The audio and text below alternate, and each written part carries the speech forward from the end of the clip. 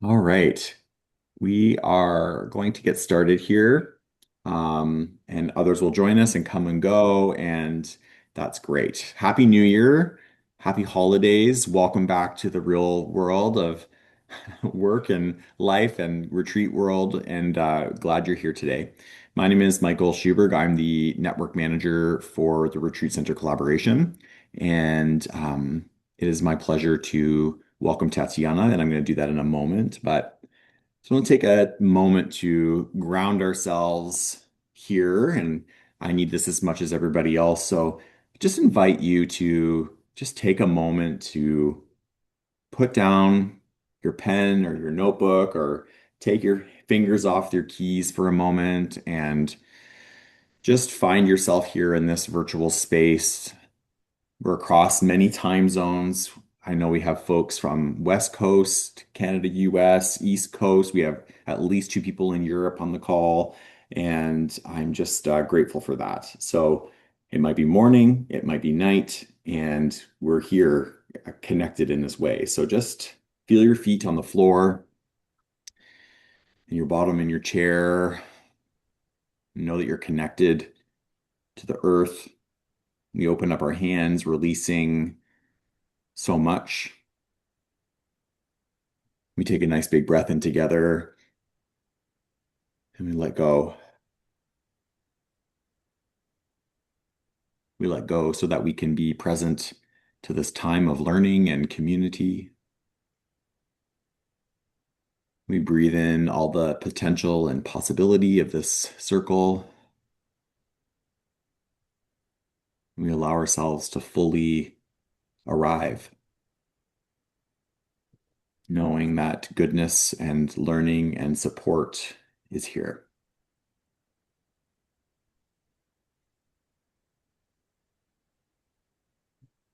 So welcome. I hope that brief moment of silence and deepening was a gift for you in this moment of a busy day. I know it was for me. And I'm so thrilled to welcome again Tatyana Sanikovich, who is going to be leading, I don't know if this is the third or fourth in our series on HR third.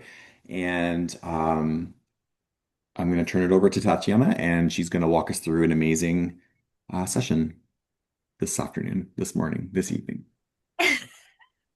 Wherever you are in whatever time zone. Definitely could see by Dan's environment. It's getting darker there.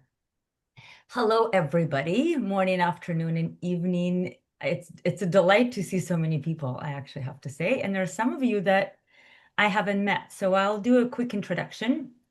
So for those who've met me, just bear with me, do prolonged meditation. My background is human resources for the last probably 20 years, and the longest stint was at Esalen Institute as an HR director of 12 years. So that was my last employment with an organization. So the last 4 years, I've actually been doing HR consulting and executive coaching, and mainly in retreat center spaces and actually in nonprofits. So that's what my background is. I'm originally from Belarus, and I've been in this country for 26 years, which is longer than I've lived in the country where my family lives. People are my passion in the sense of I really, it really matters to me how people interact with each other and the quality of their life and work, since we spend so much time at work. And so that's generally what I work with. And so today, actually, the topic, so I will be the way we'll go. I will do my best to slow down as there are other couple of sessions. We've had a lot of content and a lot of questions could have come up or they were coming up and then we didn't have time. So I will, please, you can put in a chat. So Michael will actually watch the chat when I put the presentation mode on, but I'm going to come in and out of the presentation mode because we're going to break out in, I'm going to break with Pam and Michael helping. We'll do breakouts throughout the session. So then, first of all, you all can connect. So hopefully you will meet with different people in those breakout rooms. And then you can reflect. Because for this session, what we have, so let me just come back and share, start the slides. Let me just check the chat that there's nothing there so far. Okay. Let me see the share.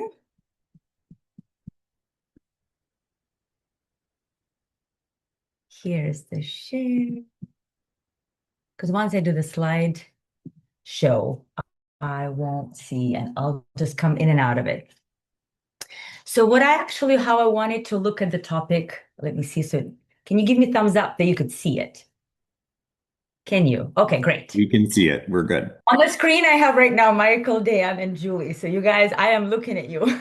No pressure. But what I wanted to today is discuss the topic of the delegation and the shift from the doer to the manager, particularly with the doer to leader, but all of you in different roles, because some of you actually don't know what roles you hold. But as we shift through the organizations, whether we start the organization where with the founding, we start doing all the tasks ourselves, and then the organization grows slowly or not so slowly. And then we have some people that we hire, and then we kind of have to shift to a higher vision while things still get done. And then this is where some of the things and tensions and sometimes definitely growth happens. So this is the topic that I would love for us to reflect. I want the wisdom of the room to share because you all hold all kinds of roles and wear hats. And I've been in the place of starting in my career as an HR coordinator, growing all the way to the director. But actually at Esalen, I have done all of the roles to the point that we had to lay people off. So it was the team of one, and then I grew the team of four. So it's this expansion and contraction.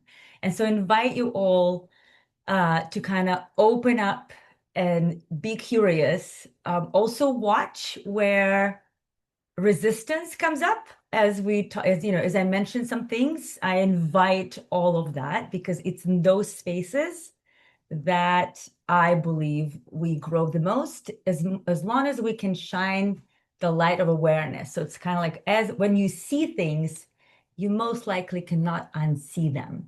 So I would love for you to walk away after this session today with some things that now you saw that you won't be able to unsee. Therefore, things will shift. So the way I approach this topic is that delegation is not a productivity skill to me. It's an identity shift. So that's what I would love for us to talk today. Okay, hold on. I will shift. Oh, there we go. So why the identity? And that's the part that I want to honor the doer identity, first of all, because in the retreat centers, in the mission aligned organizations, nonprofits, all of those, being a doer is often a virtue. Doers are reliable, they care deeply, they step in without being asked, and all of that a lot of times is very much supported and acknowledged and recognized. And what helps an organization survive its early years is not always what helps it grow in the next chapter. Actually, most likely it's not.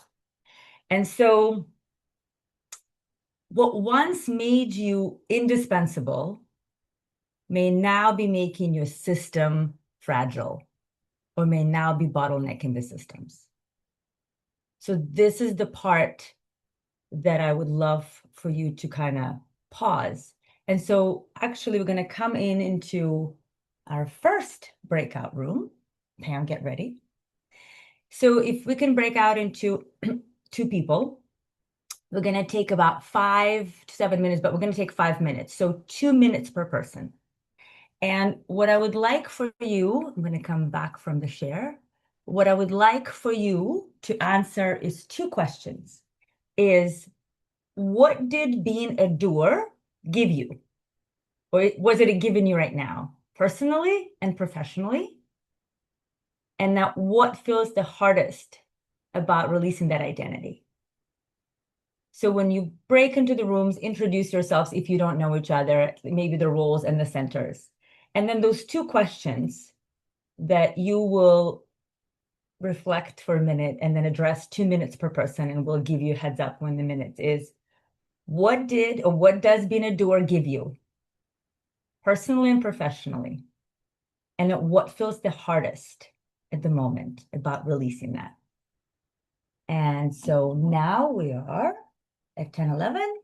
We're going into the groups, and I will see you in 5 to 6 minutes. Travis, we're doing our little conversation that could take for a long time. So I just wanted everybody to come back, and maybe a couple of people can speak to whether your own reflection or how you reflected with a partner. Um, Maybe what you became aware of that you weren't before. Let's try that.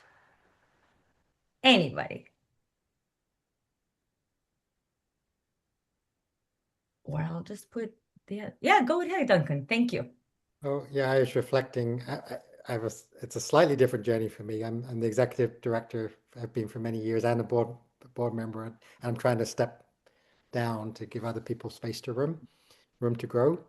So it's definitely a lot of parallels, the sort of identity of being in that role. And then I was reflecting, it's less clear if going from doer to manager, at least there's a clear Mhm. role to go into, but stepping back out of the executive director into whatever else it is, advisor, or it seems less defined what that is. So that it's letting go of a big identity without a kind Yeah. of clear place to go, I guess is what came No, up. I appreciate it because exactly a lot of times every role that you whether take on consciously or unconsciously or step into and out is a change. And it does require of like what am I stepping out of and stepping into?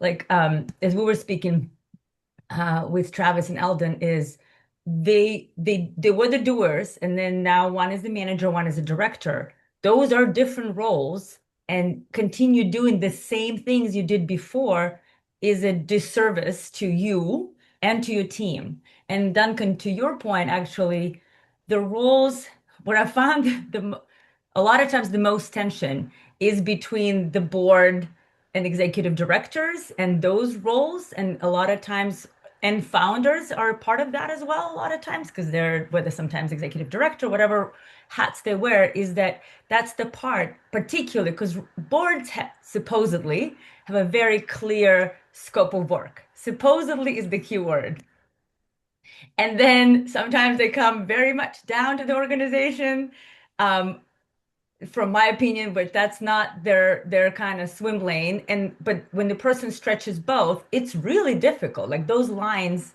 get very blurry. So I applaud you having the awareness, like, oh, I'm moving into like, oh, what's an advisor? How is that different than the board member? And you're all a lot of times you're also developing them for your organizations, like that didn't exist before. And Mm, therefore you're creating that as you go. So you've been building the bike while you're riding it in kind of like the beginning of the organization is you're creating it and you just continue doing it.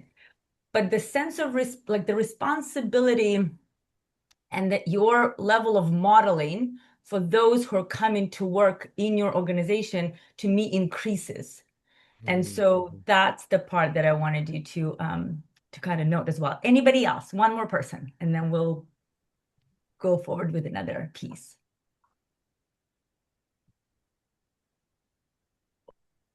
I'm Nobody? sorry, I'll jump in. Oh, Lisa. Hi, Tatyana. I'm Lisa. I'm the HR manager at Commonweal, and I was with Risa, and we were discussing how the transition from doing a role for herself, it was cooking. For myself, it was teaching, and then going into the management role meant for myself, it was giving up the control of what I was doing before, Mhm. was challenging for me, and also wanting to be seen by my peers and now my team, as a good manager. And so sometimes doing too much and wearing myself out, wasn't serving the team, to your point. Um, and Risa, if I can speak for you, which really resonated with me, it was giving up cooking. And for me, it was giving up teaching was also a little bit sad. It is that identity shift, but also the joy of those endeavors. Cooking and teaching are beautiful things to do, and it's kind of sad to give that up when you manage your team. Thank you so much for Lisa, for sharing that. Yes, it's all of the things you mentioned, giving up the control, which we'll touch base a little bit more. Roles, like which roles are you shifting from? The good manager syndrome. I think, particularly in nonprofit retreats, it's like generally nonprofit mission line organizations and retreat centers, we are in service to others. So innately, generally, the human characteristics of people that work and run those organizations are wanting to do good in the world.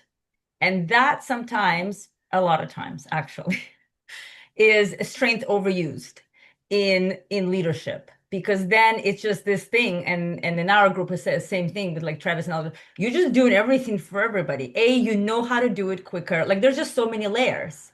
And then you just want to be a good person, and then this and that, and then people come with all kinds of personalities and dynamics. And so it's a slippery slope, that part. And then the last one is really acknowledging the grief, the part of like leaving a role and stepping into another one, even though a lot of times people are like, it's a promotion, you're supposed to be excited, this is great, this is, you're moving up. Yet there are things that you can't do anymore because that is not your role, or that is not actually the best use of your time. That is not, and that might be, that's what I always talk to the leaders actually, like, what are the things that you love doing that you want to keep doing? And what are the things that you might like doing that you'll have to give up or don't have to, but like working with that is really important, as opposed to completely kind of like abandoning one thing and stepping into it. So bring that awareness of, can you negotiate of some pieces to hold on or not, or like to do some things just because they bring you joy and they're going to motivate you to keep going versus completely shifting to something new. Oh, I can talk forever. Okay, hold on. Let me do this. I guess I can talk forever. Sorry, guys. I'll own my eye. So the next thing I wanted us, thanks, Lisa. The next thing, can you see the screen, the presentation? Okay, cool. So then what I wanted us to look at exactly is when leaders don't, the systems they will absorb the cost when we don't shift or we don't manage. What happens, as you could see, is bottlenecks happen, decision fatigues, managers who manage and do, teams that wait. I think probably all of you experienced all of them. And then leaders who feel quietly resentful. So this good manager thing, I can tell you, in my experience, I've seen plenty of evidence. You'll do good manager thing until you become resentful. Until you get to the point of like, I can't do this. I don't want to do this. I can't do this. Why can't they pick it up? I like everything is slipping through their fingers. Like, however, that reaction, which I always call like, I don't want either of you or any of your team members implode or explode. Like, neither of those are healthy. But when these things are not, when you're not utilizing or not using your awareness and changing things consciously, that will most likely happen. So as I look at burnout, it's often about holding responsibility that no longer belongs to you. Like at the RCC retreat, that was the question I asked the leaders last year. It's like, what are you holding on to? What are you having in your hands that are no longer yours? Whether you're executive director, whether you're whether you're director, manager, employee, actually, like, it doesn't need to be just vertical. It could be horizontal. But what are the things that we hold that are no longer yours, and how can they serve us, in a sense? We'll skip our exercise for the sake of time. Let me see this. This is what Lisa, we were mentioning, and I wanted to kind of have you all look into this 3 shifts that are really important. So from output to clarity, and what I mean by that is your value is no longer measured, or I hope not, by what you personally produce, but it actually needs to be measured by how clearly others can succeed, meaning how clearly you communicate and set expectations and follow through on those. That's a big shift, and all different tools and skills need to come into this. Communication is one of them. The second one is control to capacity. Lisa, as you mentioned, so honestly, is delegation often feels insufficient at first, right? That doesn't mean it's failing. It means you're building something bigger. So if I put $1 for every time I heard somebody say, but it's so much faster if I just do it. It's control. We all have to recognize I am not exempt to it at all, but we have to recognize and see that when we're doing that, that is control. By doing such, we are not allowing others to grow in their capacity, and we're not allowing ourselves to grow in the capacity. For us to be able to address things in a different way, from a different angle, we all need internal capacity to do that. That to me is space. That space doesn't come from nowhere. You have to create it. You have to literally, deliberately create a space on your calendar, in your work, in your priorities. There's different things and levels in order for you to be able to think, strategize, lead, have conversations, difficult or not, attend to your people, be present. All of that requires your capacity and time. If you're doing things all the time, that won't happen. Most likely you will come from a place of a lot more reactivity just because you don't have the resources internally, or the decisions won't be the same decisions that if you would have made them if you actually had 30 minutes for a walk. To think it's a work-related walk, but you have to think about something that's work-related, for example, while you're walking, not while you're answering the phone and another person is asking you to do something else, and then you're thinking and then you see somebody else doing something, you're like, why are they doing that? None of that creates capacity and space for you to kind of come from a different place. And then the third one is what I also hear a lot is I care. I do this because I care. Could be a little arrogant in the sense of you think you care more. But I would love for you to look at that care is not to abandon the care, you distribute it.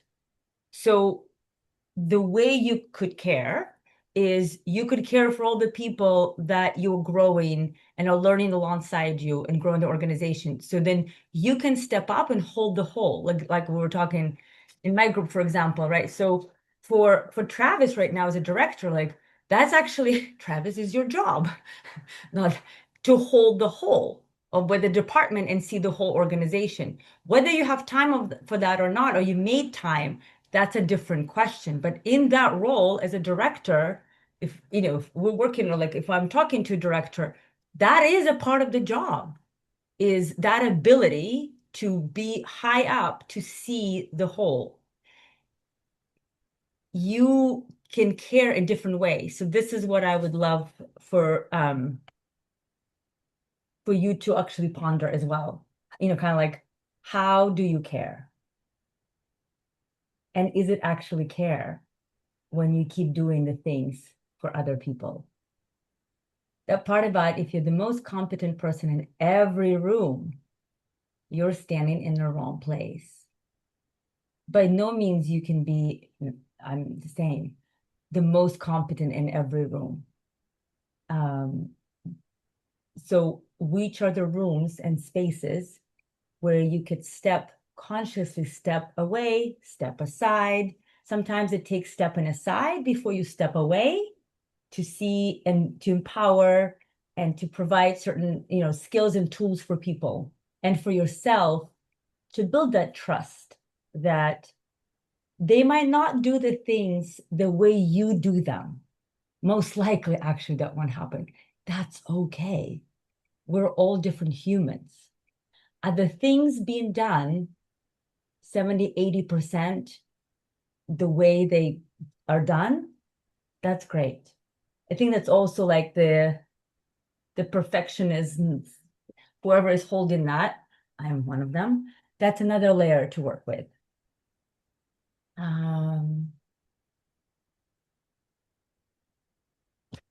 Let me see one more, and then we can break to something. I look at delegation as relationship. People feel it when we delegate tasks.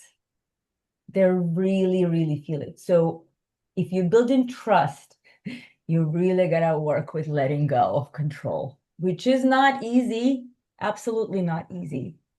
And letting go of control and actually being okay, as I mentioned before, and being okay with things being done to 80% good enough for you, for your standards, not at 100, or 100 is great. But I think if we come into this, like, I do it this way, and this is the only way, for example, or like this is the right way or the wrong way, is finding how can people, finding people and how can you relate to them and what makes them shine, what makes them smile and find joy at what they do. You're not an exception either. So whoever you report to is figuring out for yourself. When it really fails, it's, when the common breakdowns is the delegating responsibility, but holding the emotional ownership. So a lot of times people go, you go do that, but they really hold on to things and they check on things, and people feel that. Avoiding clarity to preserve harmony. That's the thing that drives me crazy. It's just like this beating around the bush, going around, not exactly telling the person what you want done, because the person might not like it. So it's back to that good manager. What sometimes is done is like, I would rather do this because this person, even though it's their job, A, doesn't like to do it, or is going to tell me something and I just don't want to deal it. Watch for those behaviors.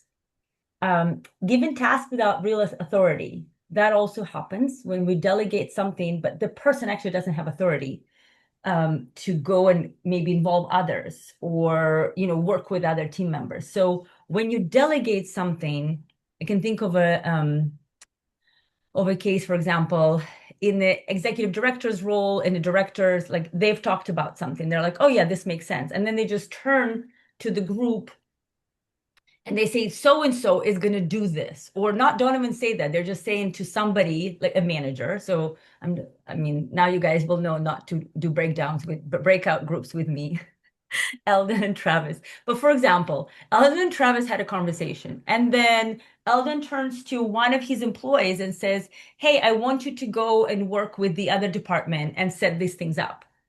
No, but without the awareness that actually that department head and the department, maybe both departments need to know that this person is tasked by their manager or the executive director to do this. So the more you can do where it's in a public forum or when it's a group, you, as this is your decision, or you're passing the authority, you're delegating that authority to the other person who did not have that before, is to make it explicit to others. So nobody has to dance and guess and figure out stories or figure out their own dynamics. It, from my point of view and experience with it really simplifies things, whether people like it or not. But it didn't come from this person who didn't have the authority before. And people are like, why are you telling me what to do now? It's like, actually, we all need to work together. But sometimes that gets missed.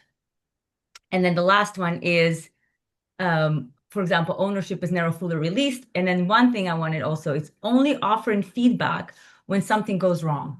So when you start delegating, please offer feedback both ways. Constructive feedback is terrific when done well. Please also point out to people when they do things well. It's like, in a way, it's like parenting 101. You want to encourage, you want to do like, I think it's like 7 positive things for like 1 constructive to build a very healthy relationship in terms of relationships. So that's the part to really keep in mind and pay attention. I'm gonna pause and see any questions or comments before we go into another breakout room. Yes. I'm gonna jump Yeah. in because Yeah. it just really resonated, this idea of never fully releasing ownership. Right? You delegate, Yeah. and then if the person feels somewhat insecure in that new role, or you sense that, or there's some, trust isn't really fully established, you're like giving them the task and then still holding on to it more than you realize. And Yeah. by you, I mean me, right? Yeah, I get it. I get it. Like that really just popped out at me. So thank you for sharing that. It's good to hold up a mirror. It's a very, and thank you for sharing as well. It's a subtle one. It's really Hmm. hard to actually, but I swear I gave it, you know what I mean? But It becomes a self-fulfilling prophecy, right? completely. Because it's like, I'm going to give this to you. Deep down inside, I don't really trust you to do it. So I'm not giving it to you 100%. And then sure enough, that person lets you down, which just feeds that Yes. loop again and again.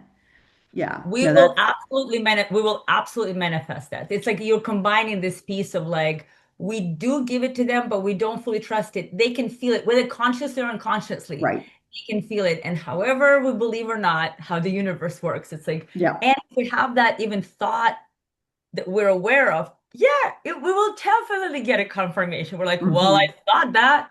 This is exactly what's happening. It's really Um, Like a insightful. build your Thank own you. martyr kit. yeah, exactly. Exactly. Oh, loved right now. Who just made a comment? Oh, that was me. I was like, it's just like a build your own martyr kit. Correct. Therefore, I'm going to keep doing like, because nobody else can do it. And I was like, that's not true. Sarah Lynn, go ahead. Hello, my friend.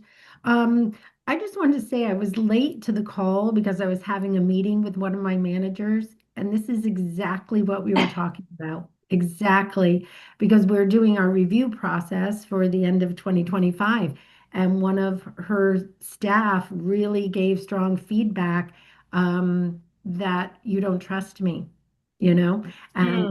and then I come on and this is what you're talking about. So I want to thank you for, I think you're always in tune and timely. Well, I think thank you, by the way, sharing it.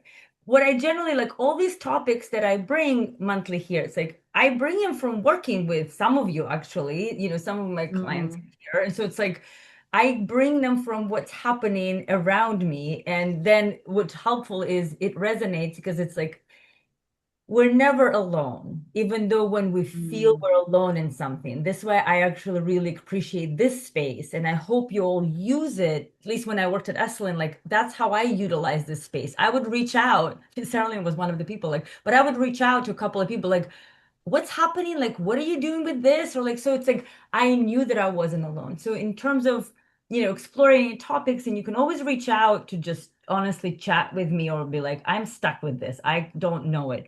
I'm happy to explore and just talk by all means. Anybody else, or we will go into probably our last breakout room. Nobody has like an urgent desire. Okay. Well, you're going to have an urgent desire to pair up with one person. So you're going to pair up. And in this piece, we're going to look into kind of future facing integration. So the prompts, they're optional, but they're, your choices. I'll name you 3 and you can choose. What responsibility might you be ready to release, even partially? So what responsibility might you be ready to release, even partially? And how, if you're talking about this one, how would you go about doing it? Think about one step. Who are you becoming as a leader in this season? So totally different question, but in line of it's that identity shift. Who do you want to be actually as a leader? And the third one was both, as you shared, Pam and Sarah Lynn, is that where might clearer delegation actually increase trust? And the key word for me is to clearer delegation and increasing trust. So the trust need to be there to a certain degree or something, or like if you can increase something, how would you do it? So Pam, it'd be great one for you as you brought up your example. I would work as much as you might have resistance, but like exactly, like that's a great example and a great person. And when you have resistance, like just I can feel the energy even from Pam. I was like, oh, I'm totally like I can feel it. Pick that person, the resistance, because it's so easy when we like somebody, we're like, no problem, I'm just gonna give it away. That's not growth, people. Um, that's just ease, which is great. I want that for you as well. But it's with those that we really can feel it. We're like, I don't trust that person. And it's having that conversation because building trust for you will probably look differently what's building trust for them. So even if without delegation, if you start that conversation, this is a suggestion. By the way, anything I say is a suggestion. So take it or leave it, take what works, leave what doesn't. But if you start a conversation with this person, Pam, you're my person right now, is that, hey, I want to build more trust with you. Trust for me looks like this. And I don't know what it looks like for you. What does it look like for you? And what helps you trust me better? Just like Sarah Lynn, what you just brought up as the manager got the feedback. You know what I mean? So it's like, that's a great segue, kind of like in the conversation, because I'm pretty sure they're going to see it in different ways. But once you actually have data, how that person likes to be communicated, how they grow trust, it might totally be different for you. But that opens the door because it like really calms everybody's nervous system to be like, oh, I'm here. We're not here to fight or disagree or anything. Like we're literally here in a completely different territory. And they might meet you there, they might not. But you as a leader, that's where I always say, like, no, it's a leader's responsibility. You're opening the door. That is your role. You will be the adult in any of those conversations to start them from my point of view. So those are the three questions. Pam, if we can break people in twos in for same thing, 5 minutes, so 2 minutes per person. And anybody needs a question that they heard me say, but they didn't write it down. Are you all good with questions? I typed your questions in the chat box. Oh, thank you so much. Yeah, look at them in chat right now before the breakout because you won't see them, I think, in chat during the breakouts. I don't know. See you in 5 minutes. You all come for the time being. I would love to hear at least one person share just what came up from your conversation with another human being at the moment. If I may. Absolutely. One of the challenges is the expectation, including people who have been here longer than me, that I have positional responsibility for the entirety of the mission. And for 52 years, a religious sister who was a member of the community that sponsors this particular center was that person. And I have a lot of experience and background in that area. And I know this community very well. But the expectation that everybody's got to wait for me to say yay or nay makes it difficult for me to let go, which I am willing to do some things because I'm going 3,000 miles a minute. Yeah. Thank you. No, thank you for sharing. But that's a great, what it sounds like too, to me is also is a culture shift that you might have to build into, which takes time, but it's how it was done for a long time. And that's not how you might want it done going forward, but it will just take the slow training, intentional pieces, how you delegate, when you give people learning what it means that they can make a decision that they haven't been able to make for years, for example, is definitely a process. But um, I'm sure you're up for it since you're in this role.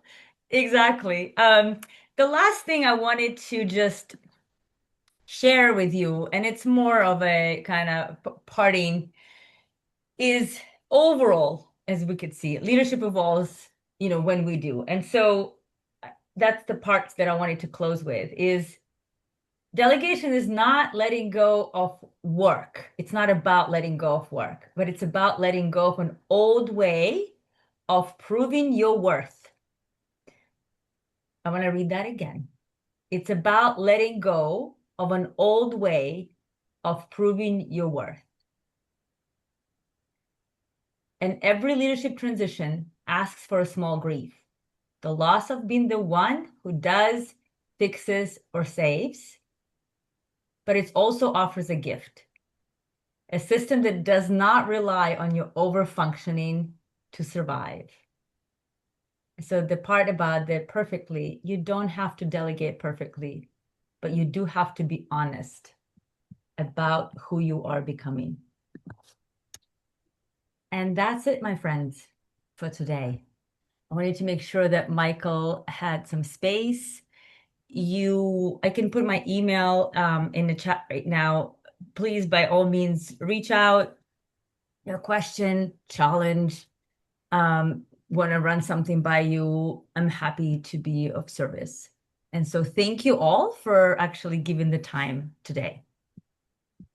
Thank you, Tatyana, again for another amazing taste of an HR topic that all of us need to focus on. And I'll say to everyone that when Tatyana and I were designing this together, I was like, this is a topic I needed 2 years ago before I got into a mess. And I wish I'd had this opportunity 2 years ago. And I'm so grateful I have the opportunity now to reinvent within my current new role.